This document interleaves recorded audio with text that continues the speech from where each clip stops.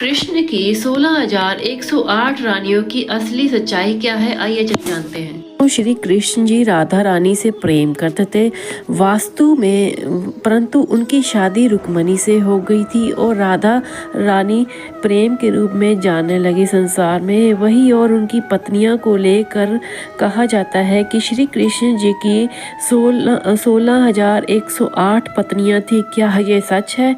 इस विषय में कई प्रथाएं प्रचलित हैं और लोगों में इनको लेकर जिज्ञासा भी है। तो आइए जानते हैं श्री कृष्ण जी की 16,108 पत्नियों का रहस्य। इसके पीछे क्या रहस्य है, क्या है? नमस्कार दोस्तों, आपका एक बार फिर से स्वागत है नवनीत स्टार चैनल पर। श्री कृष्ण जी की 16,108 पत्नियां थी, यह सत्य है, मगर सोचने वाली बात यह है कि इतनी सारी पत्नियां कैसे हैं? सत्य है, ये बात सत्य है। इसके पीछे विशेष कहानी है जिससे कई लोगों ने अपनी मान्यता के अनुसार कई रूप दिए हैं। इनमें से कई प्रथाएं एक तो सत्य भी है।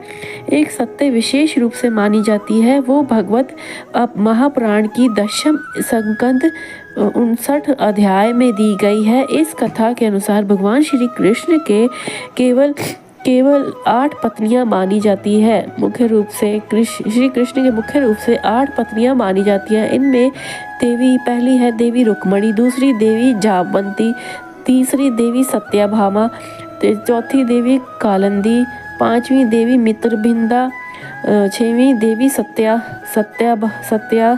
सत्या। विवाह परिस्थितियों की मांग के अनुसार ही हुआ था।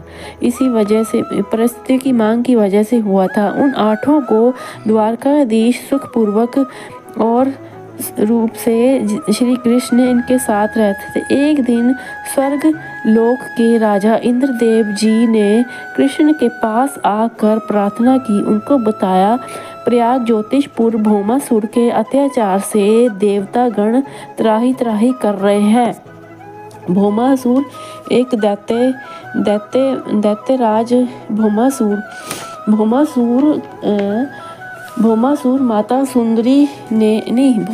ने वरुण का छत्र, माता सुंदरी का कुंडल और देवताओं का स्थान मणि पर्वत छीन लिया था।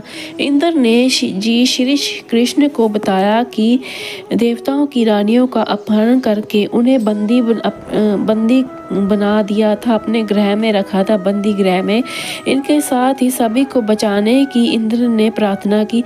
दोस्तों, आपको बता दें कि भौमासुर पशु से भी क्रूर था और अधर्मी था। उसको क्रूरता के कारण ही उसे नरक का सुर कहा जाने लगा। भौमासुर ने को श्राप दिया था कि उसकी मृत्यु किसी नारी के हाथों होगी। इसलिए श्री कृष्ण अपनी पत्नी सत्यभामा के साथ प्रज्ञा ज्योतिषपुर की ओर प्रस्थान किया। वहां पहुंचते ही श्री कृष्ण और देवी सत्यभामा ने मिलकर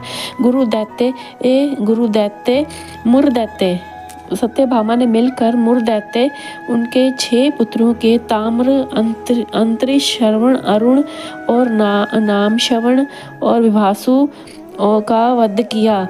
अरुण का अपने पुत्रों की मृत्यु सुनकर भौमासुर क्रोध हो गया। क्रोध होने के बाद उन्होंने अपनी सेना लेकर युद्ध के लिए पहुंच गया। देवी सत्यभामा एक साध्वी के रूप में वहां गई थी श्री कृष्ण के साथ। तो अंत में उन्होंने भौमासुर की मृत्यु का विनाश किया। उसके हाथों ही विनाश हुआ था, सत्यभामा देवी के हाथों हुआ था। दैत्य भौमासुर के वध के बाद श्री कृष्ण ने उनके भौमासुर के बेटे पुत्र को प्रयाग ज्योतिषपुर का राजा घोषित कर दिया था। उसके भौमासुर के बेटे का नाम भगदत्त था। उसको राजा घोषित कर दिया। भौमासुर के बंदी ग्रह भौमासुर के बंदी गृह में जो रानियां 16,108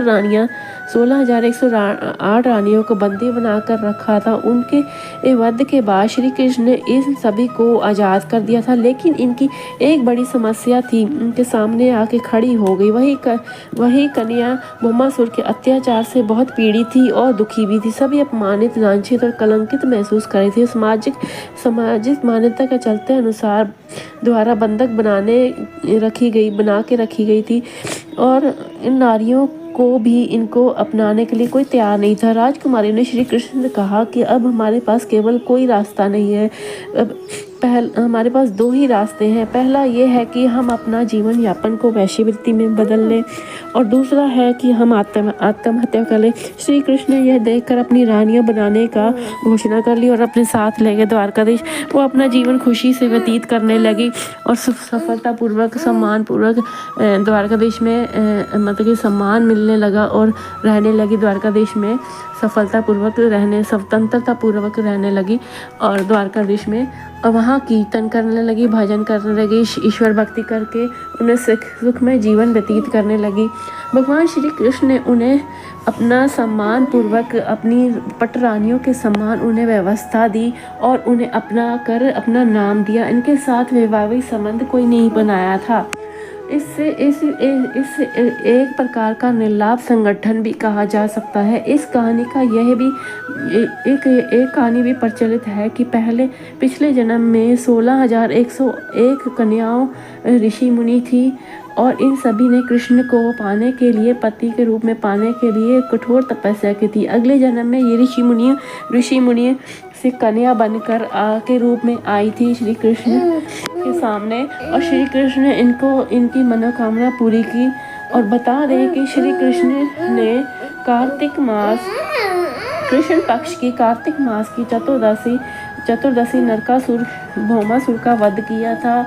इसी दिन की आग में दीपावली के एक दिन पहले नरक चतुर्दशी मनाया जाने लगा। मान्यता है कि भौमासुर की मृत्यु होने से उस दिन शुद्ध आत्माओं को मुक्ति मिली थी। नरक चौदस के दिन सूर्योदय से पहले उपटन लगाकर नीम, चिचड़ी और कुल्लू के पत्ते डाले गए जल में इसी जल से स्नान करने का बहुत ज़्यादा महत्व है। उस दिन सूर्यास्त के बाद लोग अपने घरों के दरवाजे में दिए दक्षिण की ओर रखते थे। उसका मुख दिए का दक्षिण की ओर रख कर करते थे, पूजा पाठ किया करते थे और 14 दिए जलाते थे। दोस्तों, इस वीडियो में बस इतना ही। यह रहस्य भगवान श्री कृष्ण की 16,108 रानियों का सच है और क्योंकि आज के लोगों के मन में कई प्रकार के भ्रामताएं हैं, इसलिए अधिक से अधिक लोगों के साथ शेयर करें। और इस वीडियो में श्री कृष्ण की शादी के जुड़े सवाल आपको मिल गए होंगे, तो हमें कमेंट करके जरूर बताएं। वीडियो आपको कैसी लगी, पसंद आई तो लाइक करें, सब्सक्राइब करें। अगर सब्सक्राइब नहीं किया तो प्लीज़ सब्सक्राइब करें। जय